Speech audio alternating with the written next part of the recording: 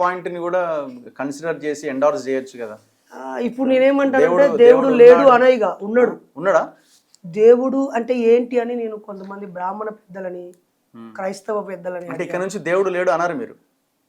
అంటే ఇక్కడ రెండు అర్థాలు ఉంటాయి బ్రదర్. మా అమ్మ మంచిది అంటే మీ అమ్మ చెడ్డదని కాదు కదా. మా అమ్మ మాత్రమే మంచిది అని అన్నా కూడా మీ అమ్మ ఖచ్చితంగా చెడ్డది అని కూడా కాదు. నాకు తెలిసిందే నేను చెప్పాలి. సో వాళ్ళు చెప్పింది ఏంటంటే దైవము అంటే మంచితనము అన్నారు. అంటే మంచి వాళ్ళందరూ దేవుళ్ళే.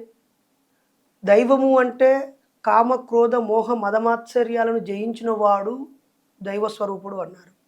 మరి ఇవన్నీ ఇప్పుడు మీరు నమ్ముతున్న దేవుళ్ళు ఇవన్నీ త్యజించలేదు కాబట్టి వాళ్ళు దేవుళ్ళు కారు.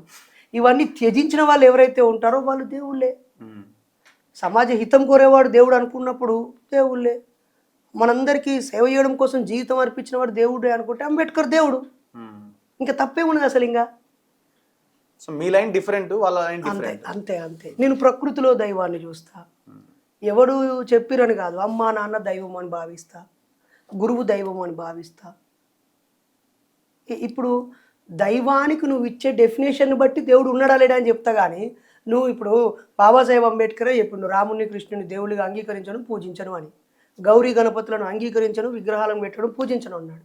బ్రహ్మ విష్ణు మహేశ్వరులను దేవుళ్ళుగా అంగీకరించను పూజించను అన్నాడు. ఇది 1956 అక్టోబర్ 14న 5.5 లక్షల మంది ముందు డైరెక్ట్ ప్రకటన ఇచ్చిన వాక్యం ఇది.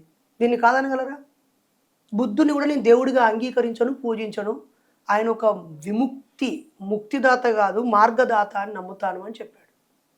ఇవన్నీ మనం బోధించుకోక చర్చించుకోక సామాన్య ప్రజలకు పూర్తిగా తెలియజేయకపోవడం వల్ల అర్థం కావట్లేదు అంతే.